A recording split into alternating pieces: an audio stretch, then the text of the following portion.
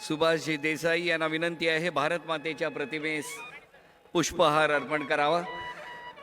यानंतर माननीय दिवाकर रावतेजी यांना विनंती आहे कैलासवासी प्रबोधनकार ठाकरे यांच्या प्रतिमेस पुष्पहार अर्पण करावा। चंद्रकांतजी खैरे यांना विनंती आहे वंदनीय शिवसेना प्रमुख यांच्या प्रतिमेस पुष्पहार अर्पण करावा। छत्रपती शिवाजी महाराज की, हिंदू हृदय सम्राट वंदनीय शिवसेना प्रमुख बाळासाहेब ठाकरे यांचा। अरे आवाज कुणाचा?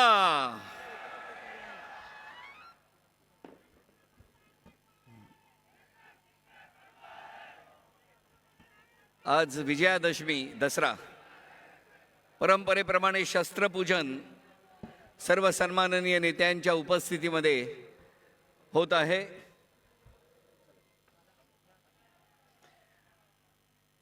या मेळाव्याला पक्षप्रमुख उद्धव साहेब ठाकरे तसेच शिवसेना नेते युवा सेना प्रमुख आदित्यजी ठाकरे हे सुद्धा मंचावर उपस्थित आहेत। शिवतीर्थावर रश्मी ठाकरे वहिनी आणि तेजसजी ठाकरे यांचं सुद्धा स्वागत आहे। संपूर्ण ठाकरे परिवार आपल्या सर्व शिवसैनिकांसमवेत या शिवतीर्थावर उपस्थित आहेत। सर्व सन्माननीय नेते उपनेते यांच्या उपस्थितीत शस्त्रपूजन आणि आपट्याची पानं सोन्याचं वाटप या ठिकाणी मंचावर होत आहे आणि ज्या क्षणाची आपण आतुरतेने वाट पाहत आहोत, शिवसेनेचा दसरा मेळावा, हा मेळावा विचार देणारा मेळावा। आलेला प्रत्येक शिवसैनिक या शिवतीर्थावरून विचार घेऊन जातो।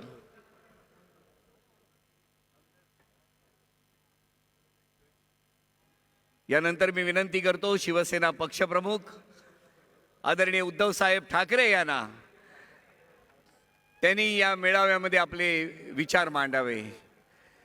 पक्षप्रमुख उद्धव साहेब ठाकरे यांचा। उद्धव साहेब आगे बढ़ो। हिंदू हृदय सम्राट वंदनीय शिवसेना प्रमुख बाळासाहेब ठाकरे यांचा। अरे आवाज कुणाचा?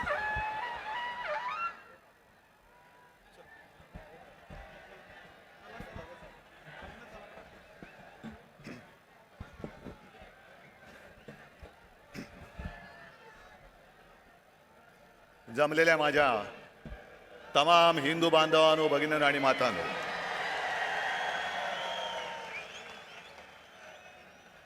सत्तावन्न वर्ष झाली पण आपण परंपरा थांबू दिली नाही।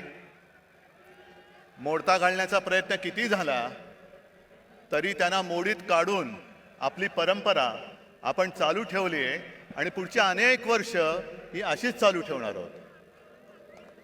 सर्वप्रथम दसऱ्याच्या मी तुम्हाला सर्वांना शुभेच्छा देतो।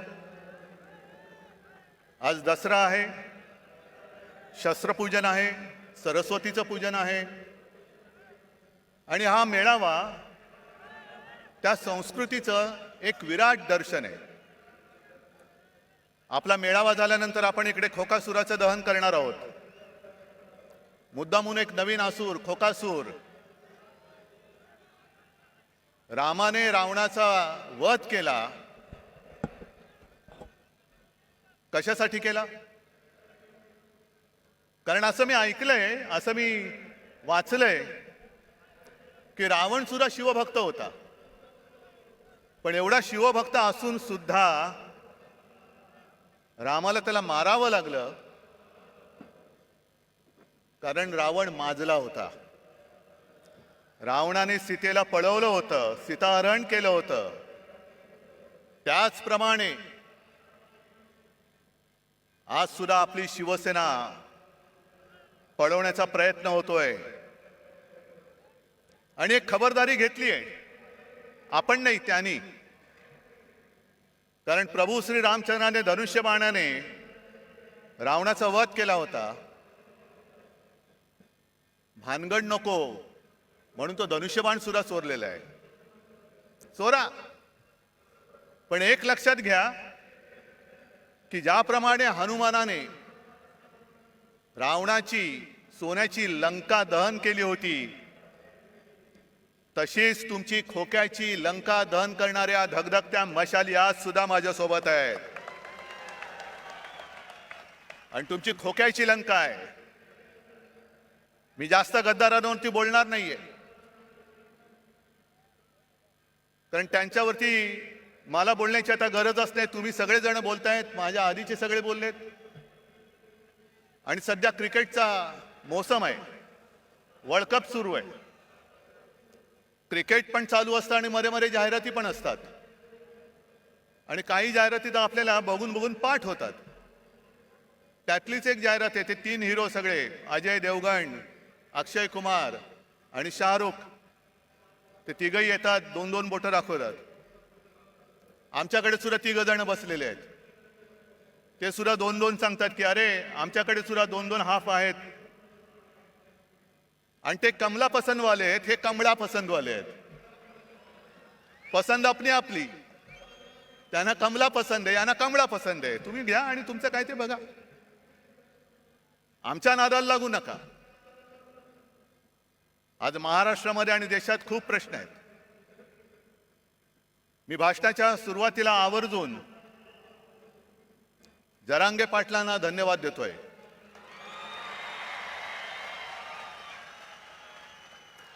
अत्यंत समजदारपणाने त्यांनी आंदोलन सुरू ठेवलेलं आहे. आणि आज त्यांनी एक चांगली गोष्ट केली, धनगरांना साथ घातलेली आहे. मी ज्या वेळेला जालन्यात शांततेमध्ये हे आंदोलन सुरू होतं आणि आत्ताचं जे सरकार आहे, डायरचं सरकार, जसं जालियनवाला बागेमध्ये पोलीस घुसून त्यांनी अत्याचार केला होता, त्याचप्रमाणे आंतरवेलीमध्ये शांततेत बसलेल्या मराठा समाजाच्या आंदोलकांवरती यांनी पाशवी लाठीहार केला होता. मी तत्काळ तिकडे गेलो, बघितलं. तिकडे हॉस्पिटलमध्ये गेलो, कोणाची डोकी फोडलेत, कोणावरती छरे मारलेले आहेत. पण काही काही घटना अशा घडतात की हृदयामध्ये त्या कायम घर ठीक करून राहतात. ज्या वेळेला आम्ही संभाजीनगर पासून निघालो आणि त्या ठिकाणावरती जात होतो, मध्ये जरा आम्ही थांबलो. एका घरामध्ये गेलो. घर कसलं तुम्हाला गावचं माहिती आहे, ग्रामीण भागातनं बरेच तुम्ही लोक आलेले आहात. तिन्ही सांजेची वेळ होती, मिणमिणत्या दिवा होता. मी जरा तिकडे बाथरूमला जायचं म्हणून गेलो. बाहेर आल्यानंतर त्या घरातली माऊली आणि तिची मुलगी हातामध्ये पंचारती घेऊन उभ्या होत्या. आणि मी त्यांना नमस्कार करून सांगितलं की ताई, आज ओवाळू नका, कारण फार भयानक घटना इकडे घडले. मग ताईंनी मला विचारलं, मी राखी बांधू शकते का? हृदयस्पर्शी प्रसंग होता. आणि ती माऊली मला राखी बांधत असताना तिच्या डोळ्यात पाणी आलं. म्हटलं, ताई काय झालं? ते म्हणलं, मला सुद्धा खूप मारलं बघ म्हणे, गुरावानी मारलं, हात दुखतोय माझा. म्हटलं, काय औषधोपचार केले का?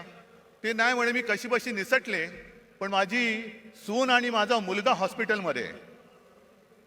मग नंतर त्यानं सुद्धा मी भेटायला गेलो आणि त्याच त्या ताईंचा फोटो आला होता ना, तो पोलिसांची भांडत्यात, तो एक निळ्या रंगाची साडी नेसली होती. माझ्यासमोर त्या ताई बेडवरती होत्या, तोंड एवढं सुजलेलं, नाक फुटलं होतं. आणि मग सोबत जे होते त्यांनी मला सांगितलं की साहेब, यांचं डोकं सुद्धा फोडून टाकले. एवढ्या निर्गुणपणाने तुम्ही वागता? मी मुख्यमंत्री होतोच आणि त्याही वेळेला हा प्रश्न होताच. मराठा आंदोलन तेव्हाही सुरू होतं, पण इकडे आलेल्या आणि एकाने तरी सांगावं, कधीतरी कोणावर तरी लाठीमाराचा आदेश मी दिला होता का? मग पोलीस एवढे रानटी होऊ शकतात? तेच पोलीस आहेत, आदेशाचं पालन करणारे पोलीस आहेत. आदेशाशिवाय ते असे वेडवाकडं वागू शकत नाही. जालन्याचा डायर कोण आहे, कोणी आदेश दिला, काही चौकशी नाहीये. मी जरांगे पाटलांना भेटलो आणि त्यांनी मला त्या बंदुकीची एक पुंगळी दाखवली.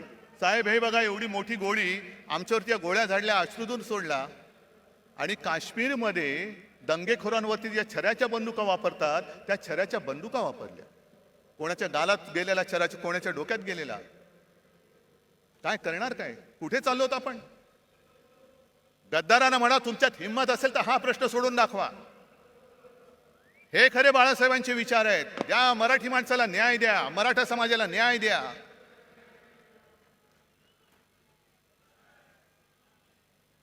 पण आज जर न्याय मिळवायचा असेल तर जेव्हा मी त्या आंदोलनकर्त्यांना भेटायला गेलो होतो तेव्हा जे बोललो तेच आज बोलतोय. हा विषय सोडवायचा असेल तर तो इथे सुटणारा नाहीये. हा लोकसभेमध्ये सोडवावा लागेल. आणि आम्हाला असं वाटलं होतं, नवे आमचा आग्रह होता की ऐन गणपतीच्या दिवसांमध्ये जे खास अधिवेशन घेतलं गेलं होतं त्या अधिवेशनामध्ये संसदेला तो अधिकार आहे, न्यायालयाचा निर्णय फिरवण्याचा अधिकार आहे. ज्याप्रमाणे दिल्लीचा निर्णय, संपूर्ण बदल्यांचे अधिकार, कोर्टाने दिलेला निर्णय यांनी पाशवी बहुमताच्या जोरावरती जसा वळवला होता तसाच सगळ्यांना न्याय देणारा निर्णय तुम्ही संसदेत घ्या. घ्या, मराठा समाजाला घ्या, धनगरांना घ्या, ओबीसीना घ्या, किती जाती असतील, किती वंचित असतील. कारण जे शिवसेना प्रमुखांचं वाक्य होतं की जातीला पोट असतं पण पोटाला जात लावू नका. आणि राज्यकर्त्याचं कर्तव्य असतं की ते पोट कोणत्याही जातीचं असो ते भरलं गेलंच पाहिजे, हे राज्यकर्त्याचं कर्तव्य असतं. आई इकडे जे सगळे जमलेत आज तिकडे मेळावा घेत आहेत, बोला आमचं ती टीका करा, मी तुम्हाला किंमत देत नाही. कारण माझ्या समोर महाराष्ट्रातला हा गोरगरीब आहे. आणि मी जरांगे पाटलांना खास धन्यवाद एवढ्यासाठी देतोय की जातीपातीच्या भिंती उभ्या करून आपापसामध्ये झुंजवण्याचं कारस्थान जे भाजपा करते त्याला आपल्याला सगळ्यांना मिळून मोडून तोडून टाकायचं आहे. सगळे मराठा म्हणजे सगळे मराठी, एका मातीची आपण लेकरं आहोत.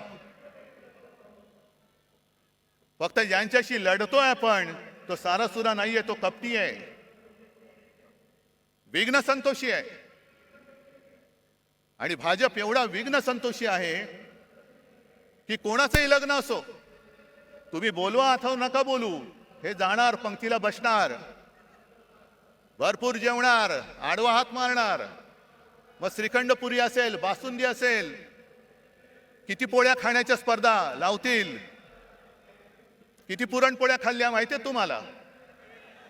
सगळ्या पुरणपोळ्या फस्त करणार, ढेकर देणार. पण निघताना नवरा बायकोत भांडणं लावून दुसऱ्या लग्नात जेवायला जाणार. अशी ही औलाद आहे, अशी औलाद आहे. आणि मी पुन्हा पुन्हा सांगतोय, भारतीय जनता पक्ष असो किंवा त्या काळचा जनसंघ असेल, यांचा कधीही कोणत्याही लढ्याशी सुतराम संबंध नव्हता. स्वातंत्र्य लढ्याशी तर कदापि नव्हता. मराठवाडा मुक्ती संग्रामात त्यांचं कधी नाव ऐकलं नाही. संयुक्त महाराष्ट्र चळवळीमध्ये सुद्धा ते नव्हते. पण केव्हा एकत्र आले होते? संयुक्त महाराष्ट्र समितीमध्ये ते आले होते. चळवळीत नव्हते, समितीत आले. कशासाठी आले? की हे सगळं आयतं अन्न शिजतंय, घुसून बघूया हात मारायला. म्हणून सगळ्यात शेवटी जनसंघ समितीत सामील झाला आणि सगळ्यात पहिल्यांदी जनसंघ बाहेर पडला, जागो वाटपाच्या भांडण करून सगळं तोडून मोडून टाकायचं. विघ्न संतोषी म्हणतात ते याला. मग जनता पक्षात घुसला, तिकडे दुहेरी सदस्यत्वाचा वाद केला, तिकडे तोडफोड तांबा पितळ केलं.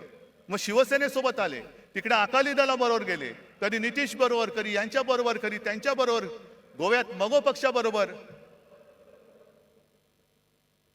हे औलादी लक्षणीची ही जी पार्टी आहे, हे जिथे जाते तिथे सत्यानाश करते. म्हणून मी जरांगे पाटलांना सांगतो की पहिले यांच्यापासून सावध राहा, पहिले यांच्यापासून सावध राहा. आज सुद्धा त्यांनी जे काही केलंय, हा भगवा इकडे डौलाने फडकतोय, मानाने फडकतोय, पण त्या भगव्यामध्ये दुही तो जो आला होता ना पानिपतचा अब्दाली, त्यांनी हेच केलं होतं.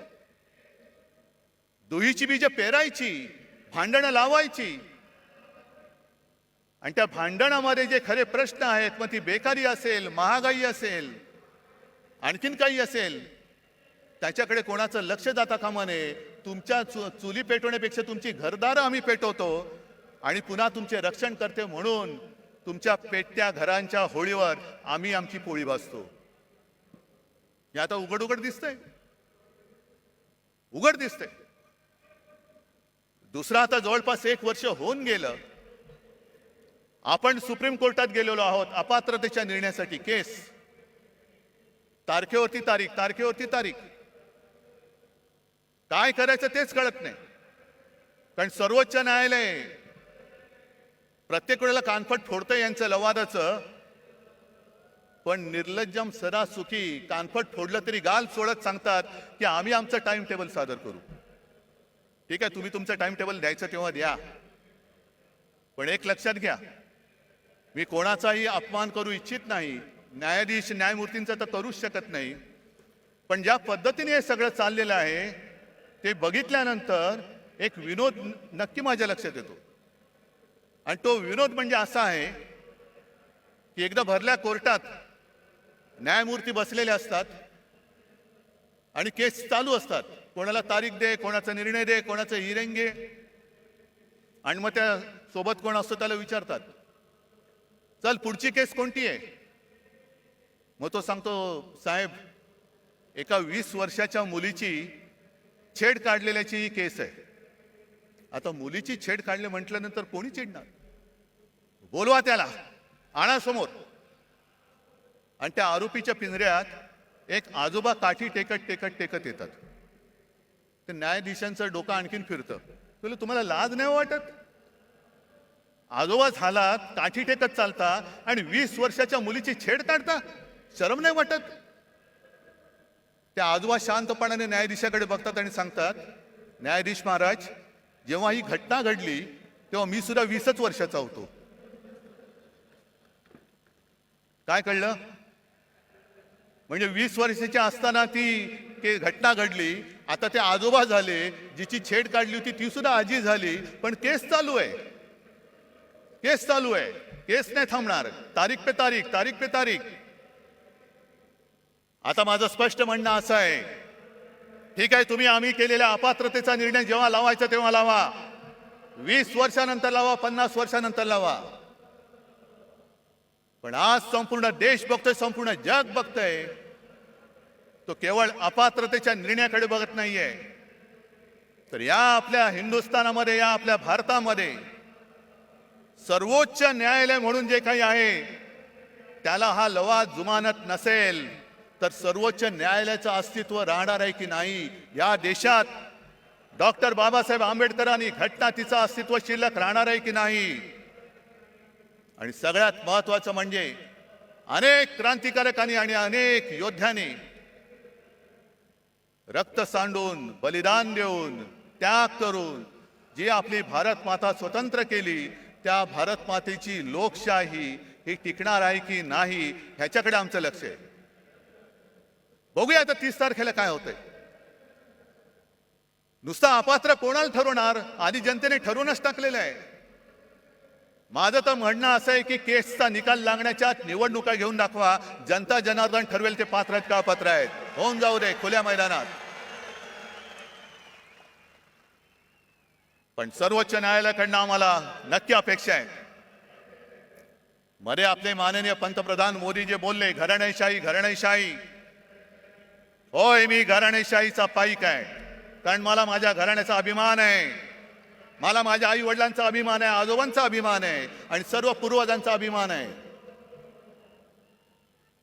जो कुटुंब व्यवस्था मानत नाही त्यांनी दुसऱ्याच्या घराण्याबद्दल बोलू नये. पहिले कुटुंब व्यवस्था मान आणि मग हिंदुत्वाचं बोल. कारण कुटुंब व्यवस्था हा हिंदू संस्कृतीचा एक पाया आहे. तोच जर तुम्हाला मान्य नसेल तर तुम्ही आमच्यावरती बोलणारे कोण आहात? तुम्हाला काही अधिकार नाहीये. ज्याप्रमाणे मी कोरोनाच्या काळामध्ये माझे कुटुंब माझी जबाबदारी, सर्व महाराष्ट्र मी माझं कुटुंब मानून माझ्या परीने मी काम केलं, म्हणून मला अभिमान आहे की कोणाच्याही नशिबात नाही ते एक नातं कुटुंब प्रमुख म्हणून मला महाराष्ट्राच्या जनमानसामध्ये स्थान मिळालं. मला अभिमान आहे त्याचा. बरं, घराणेशाहीला विरोध करायचा ना, करा, जरूर करा. पण घराणेशाहीला विरोध करताना आम्ही पोचलेली घराणेशाही तुम्ही डोक्यावरती बसवताय ती पहिली खाली करा.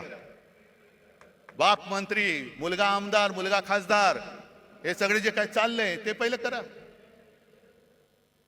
असं काही नाही की सगळीच घराणी काही चांगली असतात, सगळीच घराणी काही वाईट असतात.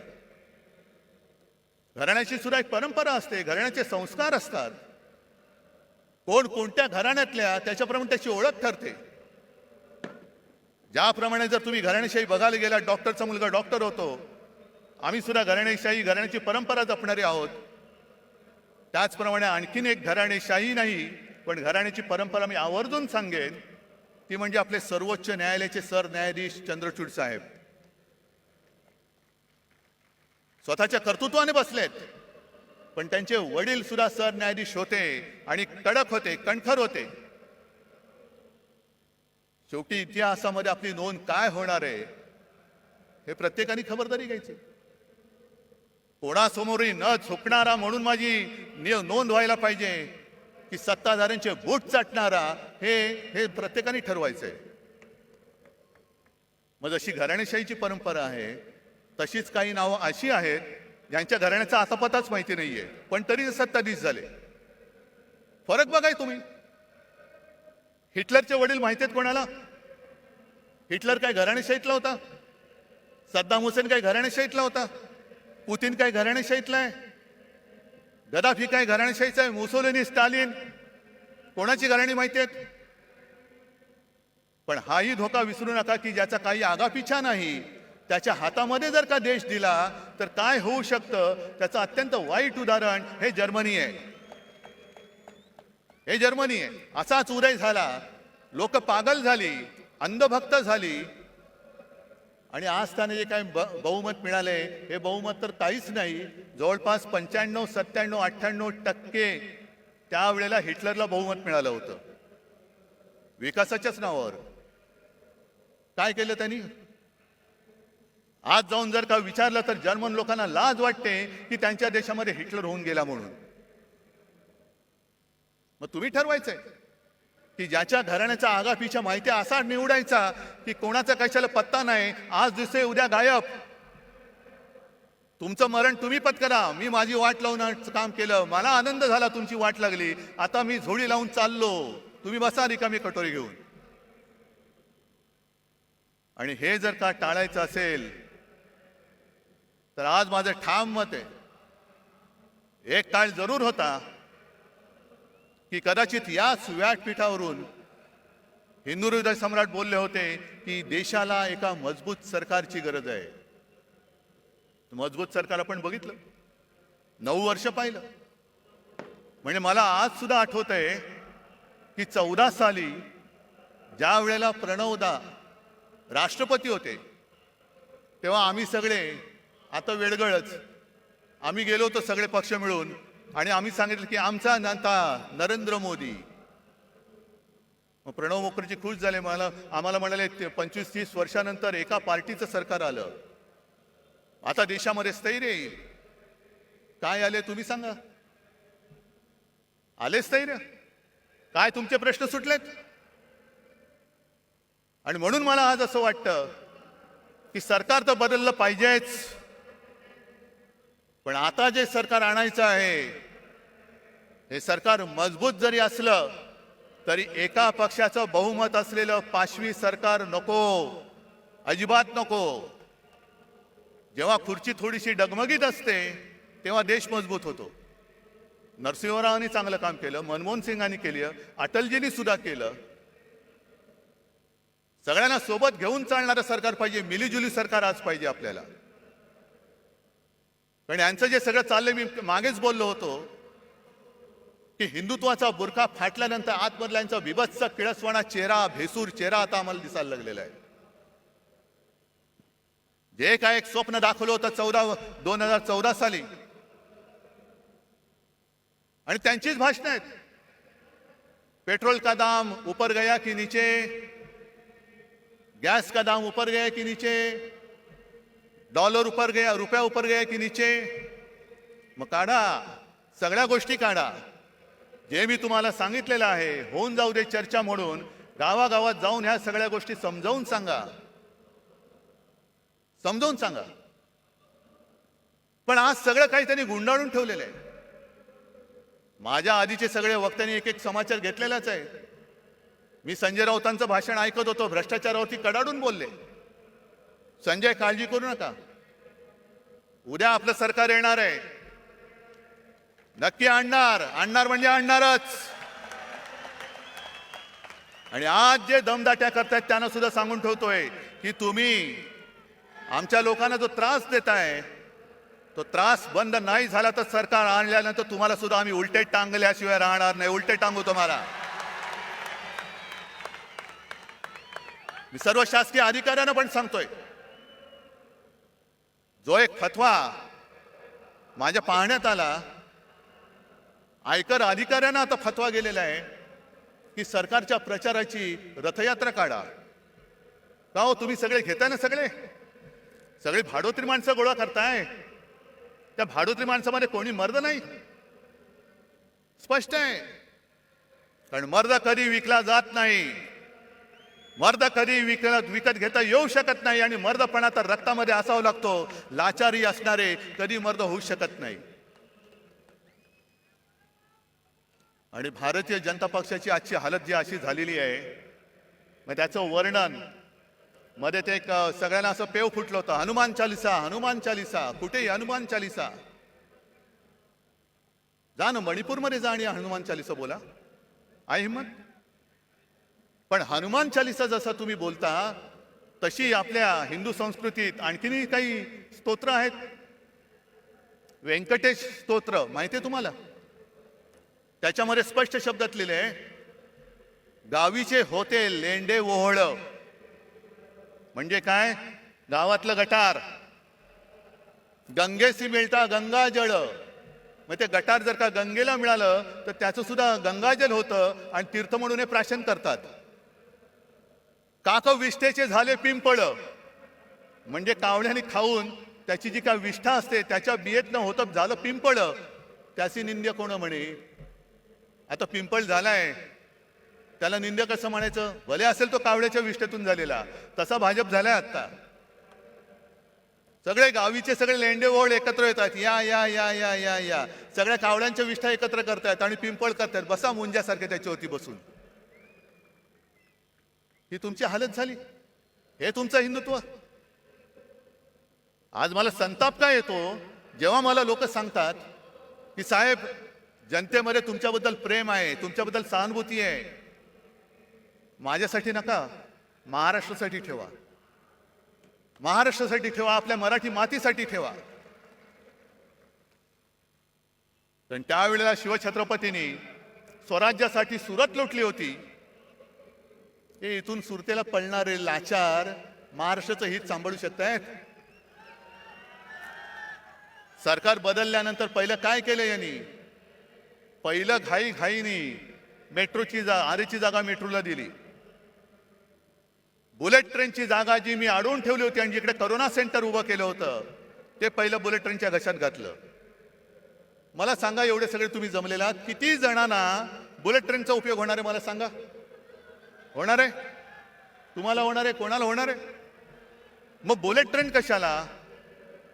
मग मला कोणीतरी सांगितलं की अहो साहेब, यावेळेला मुंबईतून सुरतेला पळताना किती त्रास झाला. तो कैलास पाटील तर सुदैवाने मधनं उठून आला म्हणून. पण इथल्या गद्दारांना पटकन गुजरातला पळता यावं म्हणून बुलेट ट्रेनची व्यवस्था करतायत. गद्दारांना पळवण्यासाठी.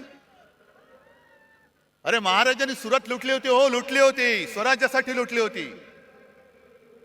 पण तिचा सूड म्हणून तुम्ही आज मुंबई लुटता आहात, महाराष्ट्राचं खच्चीकरण करता आहात.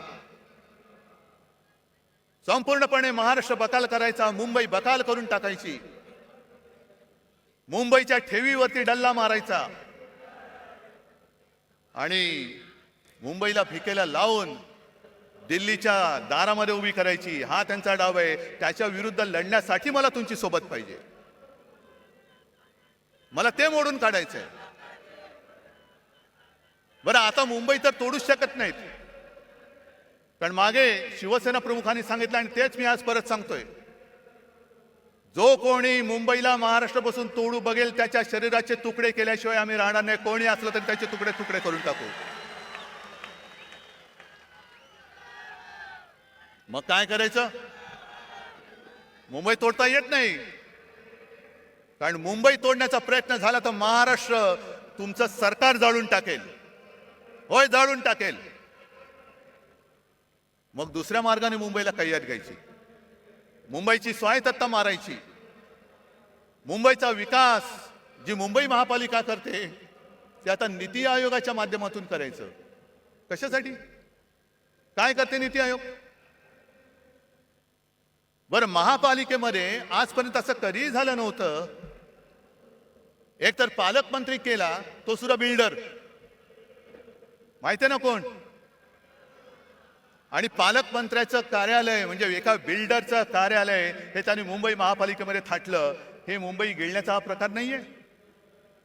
आज तिकडे नगरसेवक नाहीयेत, प्रशासकीय राजवट सुरू आहे. कोण कोणाचे मित्र कसा कारभार करतात आणि किती पैसे खातायत याचा आपण मोर्चाकडून जाब विचारला होता, उत्तर द्यायला तोंड नाहीये.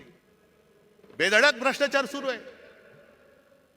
बरं, एवढा भ्रष्टाचार करताय, एवढा भ्रष्टाचार करताय, पण संताप एका गोष्टीचा येतो की ज्या माझ्या मुंबईने, माझ्या महाराष्ट्राने करोनामध्ये अतुलनीय काम केलं, मुंबई मॉडेल म्हणून जे जगभरात नावाजलं गेलं, त्या मुंबईत करोनाच्या काळात काय भ्रष्टाचार झाला म्हणून ते स्वतःचे कपडे काढून फिरणारे दलाल आरोप करतायत आणि त्याला हे मिंदे साथ देऊन चौकशी लावले. खिचडीमध्ये काय होतं, औषधं कुठून घेतली, आणखीन कुठून काही केलं.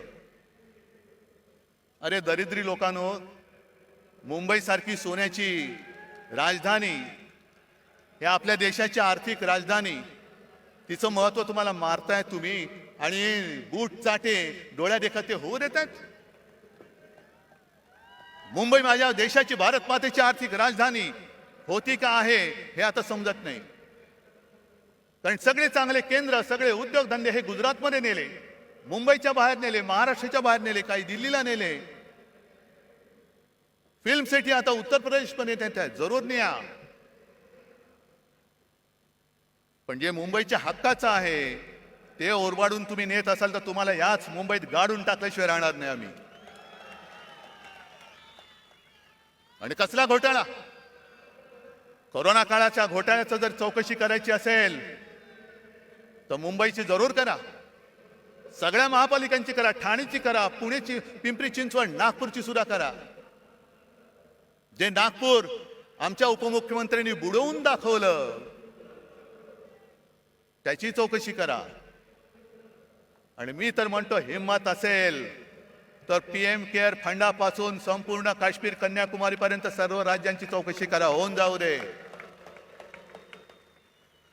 कशी मुंबईने आरोग्य व्यवस्था उभारली, महाराष्ट्राने आरोग्य व्यवस्था उभारली,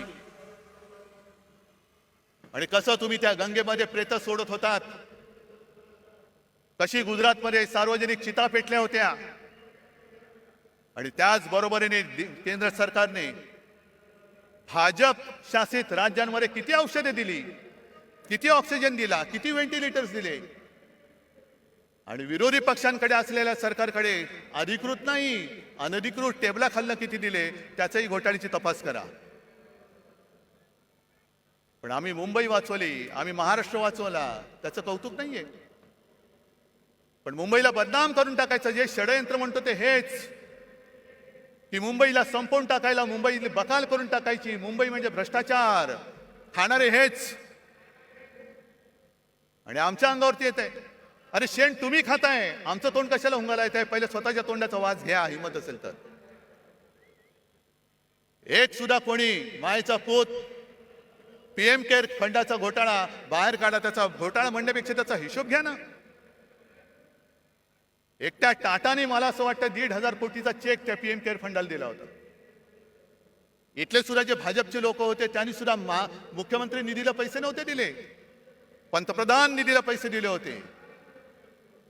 हा एवढा तुम्ही भेदभाव करून सुद्धा तुम्ही त्याचा तो पैसा, हा जनतेचा पैसा, त्याचा हिशोब जनतेला द्यायला नको.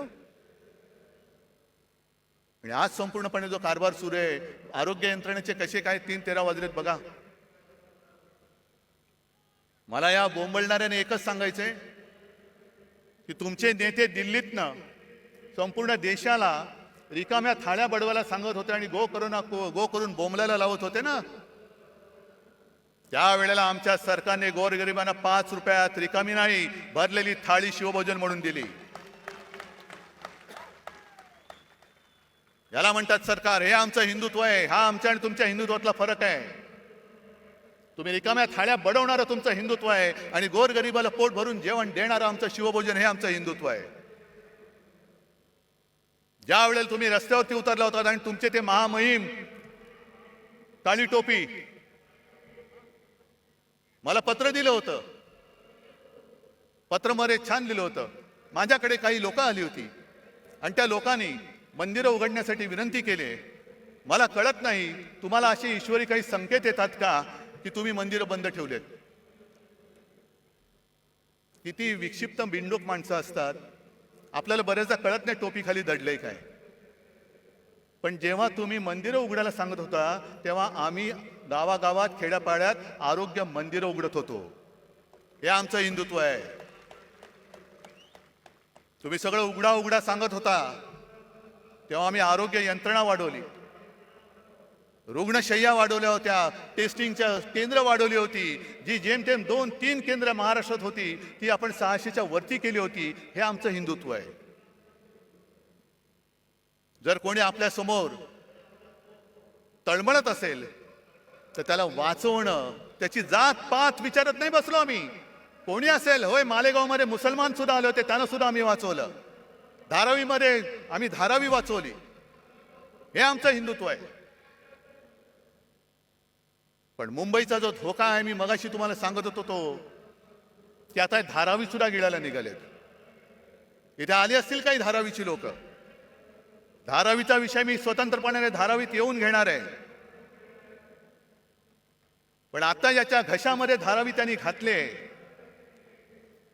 तो कोण यांचा मित्र तुम्हाला माहिती आहे? कोण? मला माहित नाही. मी अडाणी आहे बाबा, मला काही कळत नाही. तुम्हाला काय कळतंय? आणि सहज जर का अभ्यास केला तर माझे तर डोळे पांढरे झाले. जवळपास 150 कोटी स्क्वेअर फुटाचा FSI तिकडे मिळणार आहे. म्हणजे सगळी, आणि तो FSI दक्षिण मुंबईत तो वापरू शकणार. म्हणजे मुंबईची ओळख काय राहणार? कोण येणार, कोण राहणार? आणि हा विकास केवळ तुमच्या मित्राचे खिसे भरायला आम्ही होऊ देणार नाही. धारावीचा विकास झालाच पाहिजे. तिथे जो झोपडीमध्ये राहतो, ज्याला आम्ही वाचवलेलं आहे, त्याला प्रत्येकाला हक्काचं घर मिळालंच पाहिजे. पण त्या हक्काबरोबर घराबरोबरच प्रत्येक घरामध्ये जे उद्योगधंदे आहेत, अगदी मायक्रो स्केल, लघु उद्योग, सूक्ष्म उद्योग, काही कुंभारवाडे आहेत, त्यांना सुद्धा तिकडे जागा मिळाली पाहिजे. ती सुद्धा सोयी त्यांना मिळाली पाहिजे.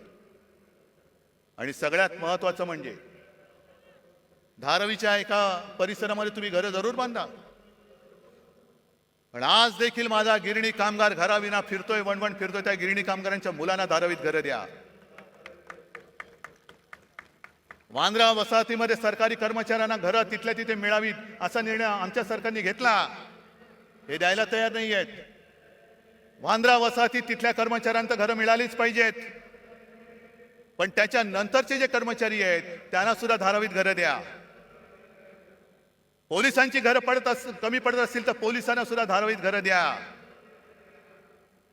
कारण आम्हाला हिंदुत्व जपायचं आहे, पण त्याच बरोबरीने मुंबईवरचा मराठी ठसा सुद्धा आम्हाला अधिक गडद करायचा आहे. नुसती धनदांडग्यांची मुंबई करू नका.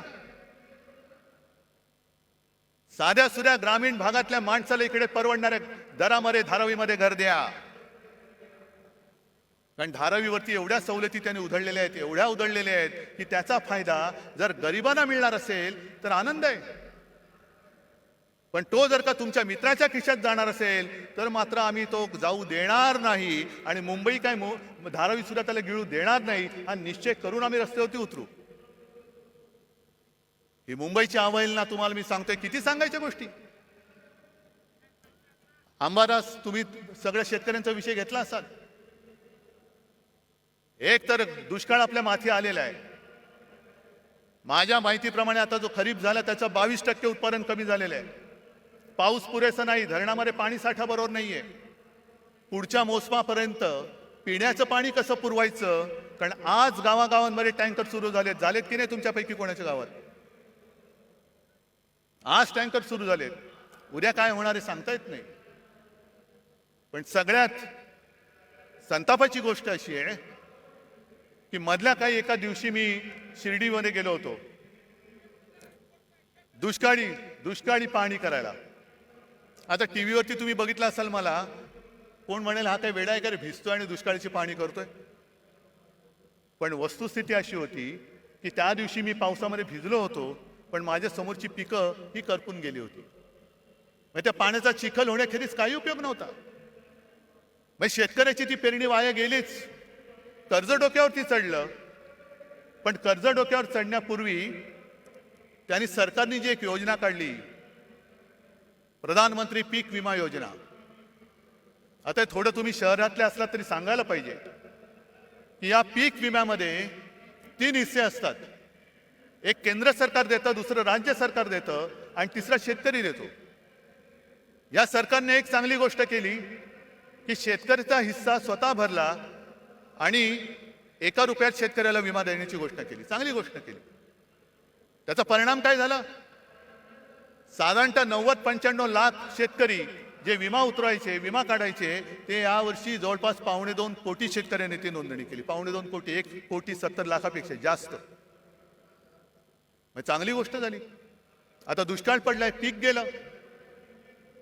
मग सरकारने बैठक घेतली की पूर्ण पंचनामे होईपर्यंत, मागणी येईपर्यंत तुम्ही अग्रिम एक रक्कम द्या. आणि माझी जी माहिती आहे, विमा कंपन्यांनी हात वर केले, आम्ही देऊ शकत नाही. का देऊ शकत नाही? कारण जे निकष आहेत त्या निकषामध्ये सलग 21 दिवस जर पाऊस पडला नाही तर आणि तरच नुकसान भरपाई मिळते. काही जणांना त्यांनी असं सांगितलं की तुमच्या नुकसानीची नोंद तुम्ही 72 तासात केली नाही म्हणून तुम्हाला नुकसान भरपाई मिळणार नाही. काय सरकार करते? तुम्हाला विमा कंपन्या जुमानत नाही? अरे मागे शिवसेनेने आंदोलन केल्यानंतर पटपट सगळ्यांना भरपाई दिली होती. आज तुम्हाला सगळ्यांना मी होय आदेश देतोय, शेतकऱ्याच्या बरोबरीने त्याच्या मदतीसाठी उभे राहा. जा विमा कंपन्या कोणाच्या त्या बघा, त्या सुद्धा मित्रांच्या असतील. कुठे कुठे त्या विमा कंपन्यांमध्ये जा. मारझोड नाही करायची, पण आळीपाळीने घेराव घालून बसा. आणि अधिकाऱ्याला जागचा हलू देऊ नका. त्याला सलग पावसाचा खंड काय असतो ना, तो जागेवरती बसून दाखवा की तुझा पाऊस तुंबल्यावरती काय होतं. शेतकरी वाऱ्यावरती पडलाय. आरक्षणासाठी समाज रस्त्यावरती आलेले आहेत आणि हे म्हणे बाळासाहेबांचे विचार घेऊन पुढे चाललेले आहेत. बाळासाहेबांचे विचार काय होते? मरे आम्ही एक विरोधी पक्षाची आघाडी केली, तिचं नाव इंडिया ठेवलं. त्याच्यावरती मोदी लगेच त्यांनी तुलना केली की इंडियन मुजाहिद्दीन आहेत. किती दुर्दैव आहे. देशाला असा विचार करणारा पंतप्रधान मिळू शकतो? जे देशप्रेमी आम्ही देश वाचवण्यासाठी एकत्र आलो, तर आमची तुलना तुम्ही इंडियन मुजाहिद्दीन बरोबर केली. पण जे शिवसेना प्रमुख सांगत होते की जोपर्यंत हे पाकडे माझ्या देशात घुसखोरी करायचं थांबवत नाही तोपर्यंत मी माझ्या भूमीवरती हिंदुस्थान पाकिस्तान क्रिकेट होऊ देणार नाही. आज त्या अहमदाबादमध्ये नरेंद्र मोदी स्टेडियममध्ये त्यांचं स्वागत काय झालं? गरबा काय खेळला, फुलं काय टाकली, सगळा आनंदी आनंद, शेव फाफडा बिपडा असा वाटला की की पाकिस्तानच्या खेळाडूंना वाटलं एक क्षणभर की आम्ही भारतात नाही, आम्ही भाजपात आलो की काय, आम्ही भाजपात आलो की काय. काय हे बरं, आमच्यावरती टीका करताना इंडिया म्हणून जरूर करा. आम्ही तुमच्यावरती करतो, तुम्ही आमच्यावरती करा. पण तुम्ही आमची तुलना देशद्रोह्यांशी करणार असाल आणि स्वतः देशांच्या शत्रूंबरोबर क्रिकेट खेळणार असाल तर आमच्यापेक्षा जास्त देशद्रोही तुम्ही आहात. आज सुद्धा तो कुलभूषण जाधव तुरुंगामध्ये पाकिस्तानच्या तुरुंगात चढतोय. कोणाला आठवण आहे? 4 दिवसापूर्वी सीमेवरती पाकिस्तानच्या सैन्याने गोळीबार केला, शस्त्रसंधी मोडली आणि 2 जवान आपले घायाळ झाले. खेळा, क्रिकेट खेळा. तिकडे अग्निवीर सीमेवरती गेला, वाऱ्यावरती सोडला. आज मराठा आंदोलनामध्ये आत्महत्या होत आहेत, वाऱ्यावरती सोडतायत. मला आज सगळ्यांना एक आवाहन करायचंय, शेतकऱ्यांना करायचंय, मराठ्यांना करायचंय, ओबीसीना करायचंय, धनगरांना करायचंय, सगळे जे या त्यांच्या न्याय हक्कापासून वंचित आहे त्यांना मी हात जोडून नम्र विनंती करतो की बाबांनो, आत्महत्या करू नका. कारण उद्या तर आपला हा लढा आपल्याला लढावाच लागेल, जिंकावाच लागेल. आरक्षण नक्की मिळेल, पण तेव्हा जर का तुम्ही नसला तर तुमच्या कुटुंबाचं रक्षण कोण करणार हा विचार करा. आणि तुमचा सोन्यासारखा जीव यांच्या नादान सरकारपायी असा देऊ नका. आणि हा सगळा भोंगळ कारभार बघितल्यानंतर कुठे औषधं नाहीत, औषधी खरेदी नाही, काही नाही. सरकारी रुग्णालयात रुग्ण मरतायत. आता कोणतरी बोललं खेकडे धरणं फोडतायत. आणि एक खेकडे राज्याचे आरोग्यमंत्री हे काय करणार? म्हणजे मध्ये मी जी काय बातमी वाचली, आता टेंडर शिवाय औषध खरेदी करणार आणि तुम्ही आमच्या औषध खरेदीची चौकशी करणार. वा, म्हणजे हे खेकडा मंत्री असे आहेत की हाफकिन नावाची संस्था हे त्यांना माहिती नाहीये. कोण आहे तो हाफकिन? बोलून घ्या त्याला. कशाला? काय दलाली खायचे? म्हणजे असे सगळे नादान आणि ओंगळ अनागोंदी कारभार बघितल्यानंतर मला या गद्दारांचं काही कोड कौतुक नाहीये. ते त्यांच्या कर्माने जाणार आहेत. कपाळावरती आयुष्यभर पुढच्या सगळ्या पिढ्यांमध्ये गद्दार म्हणून एक शिक्का कायमचा लागलेला आहे. तो किती घासू म्हटलं, कोणताही साबण लावा, तो पुसला जाणार नाहीये. आणि म्हणून तुम्हाला सगळ्यांना एकच विनंती करतो, कारण आपण छत्रपती शिवाजी महाराजांची मावळे झालो तरी खूप झालं. पण एका गोष्टीमध्ये आपण नशीबवान आहोत की तो मोगली वरवंटा तोडून मोडून टाकणारं ते शिवतेज आपल्या महाराष्ट्राच्या मातीमध्ये जन्माला आलं. त्या मातीत आपला जन्म झालेला आहे, हे लक्षात ठेवा.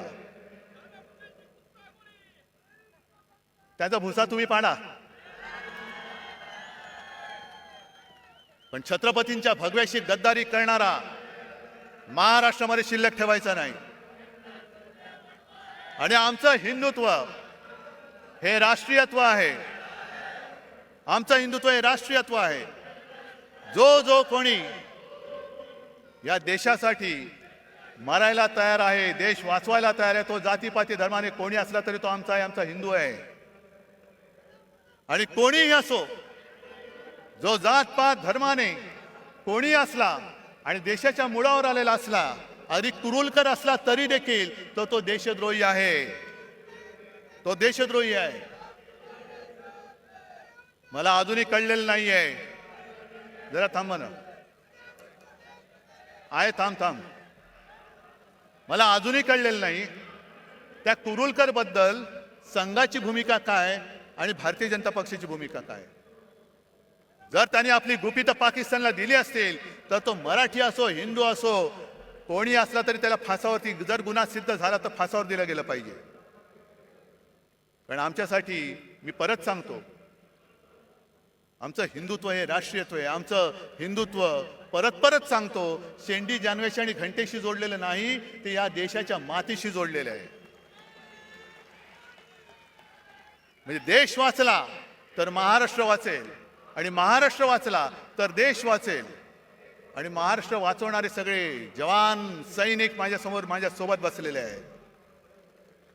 सेनापती बापट जे बोलले होते त्याचा अर्थ आता कळतोय. माहिती आहे ना, त्यातली एक ओळ महत्वाची आहे. ज्या 4 ओळी आहेत, महाराष्ट्र मेला तरी राष्ट्र मेले. म्हणजे महाराष्ट्र खतम झाला तर राष्ट्र खतम. मराठा विना राष्ट्र गाडा न चाले. मराठा म्हणजे महाराष्ट्रातले सगळे मराठी, त्यांच्या विना राष्ट्राचा गाडा चालू शकत नाही.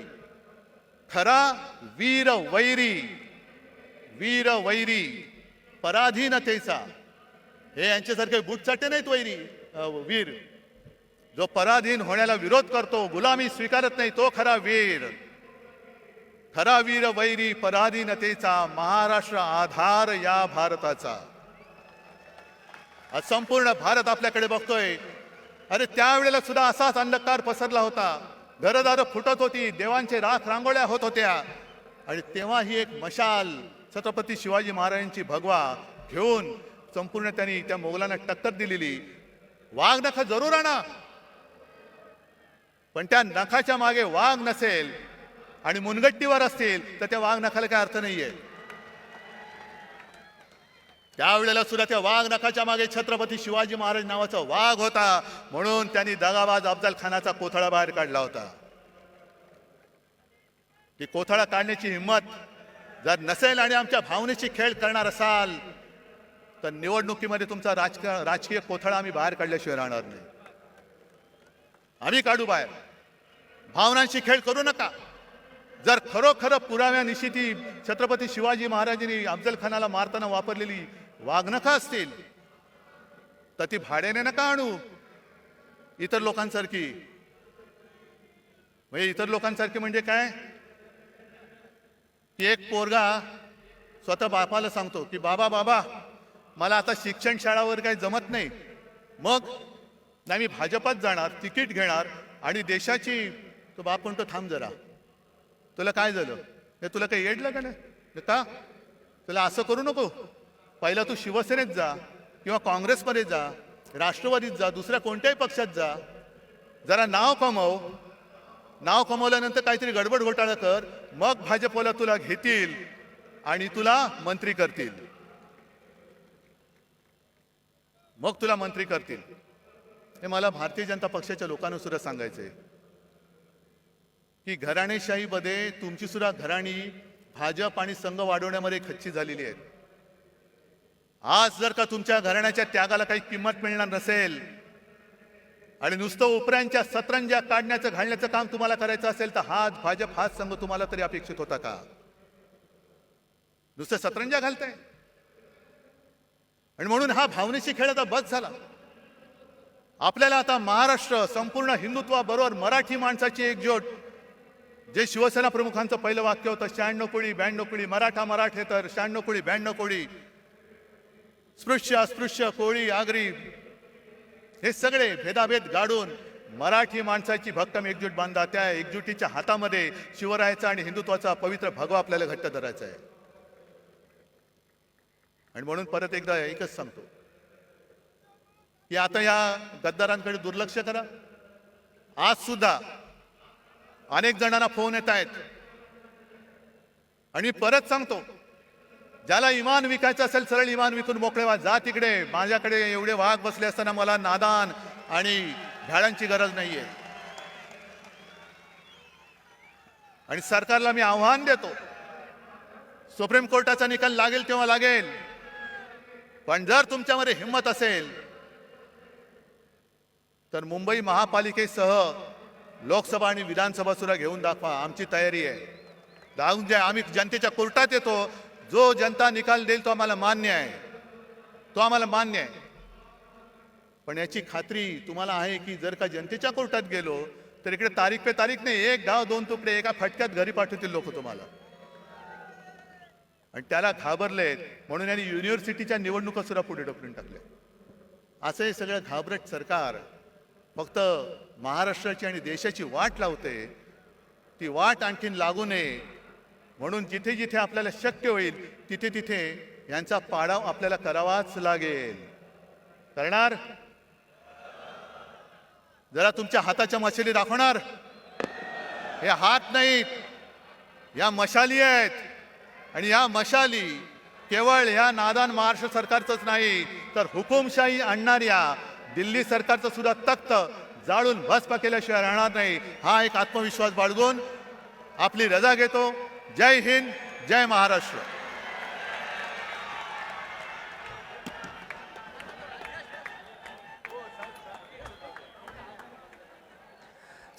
सर्वांना विनंती आहे, कृपया काही क्षण आपण थांबावं, कारण आपण ज्या ठिकाणी उभे आहात फक्त मागच्या बाजूला आपण बघा. रावण दहन परंपरेप्रमाणे या शिवतीर्थावर होणार आहे.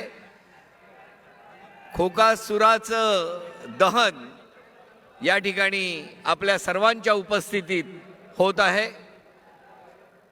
रावण दहन.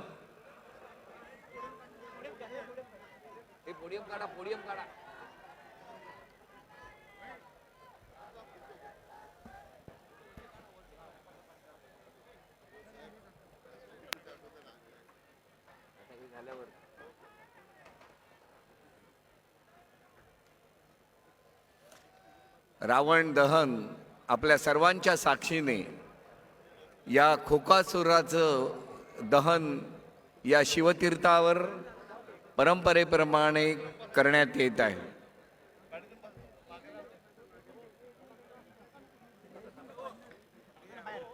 विभागाच्या वतीने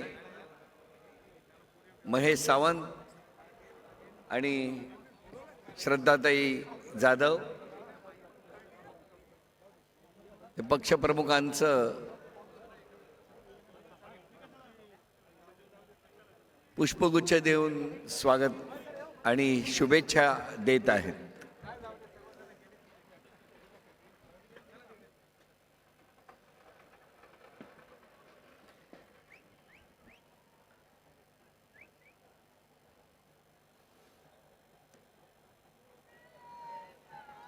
अरे शिवसेना, उद्धव साहेब आगे बढ़ो. अरे आवाज कुणाचा? वंदनीय हिंदू हृदय सम्राट शिवसेना प्रमुख बाळासाहेब ठाकरे यांचा. भारत माता की.